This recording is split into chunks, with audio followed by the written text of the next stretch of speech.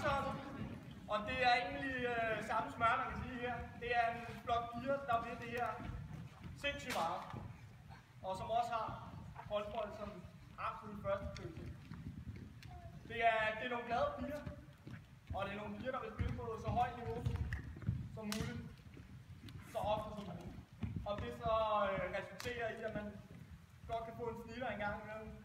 Det er sådan set lige meget. For det er sjovere at komme ud og få nogle tæv, end det er at vinde 40-0.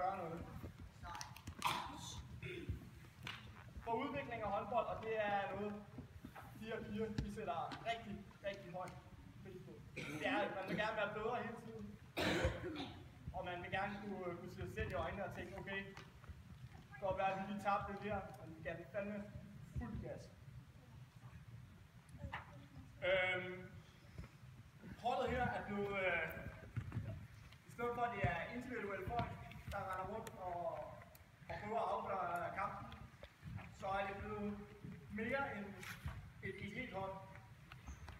Man arbejder sammen, og vi har sågar prøvet systemer i større omfang. Selvom det ikke helt er gået op for pigerne, at bare fordi man kender et system, så betyder det ikke, at man kan et system. Det er to meget forskellige ting.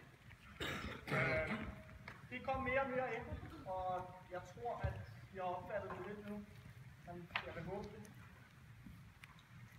Den pige, der får det i år, er ikke nogen tvivl om, at hun er et kæmpe håndboldtalent. Og hun vil det her sindssygt meget. Hun har muligvis været den bedste spiller, vi har haft, lige siden jeg startede. Wow, det er så år. Wow. Det kan jeg godt, men jeg har også ret sikker på før det. Hun har så rykket videre til at finde ud af op i hovedet af håndbold. Det er en holdsprog.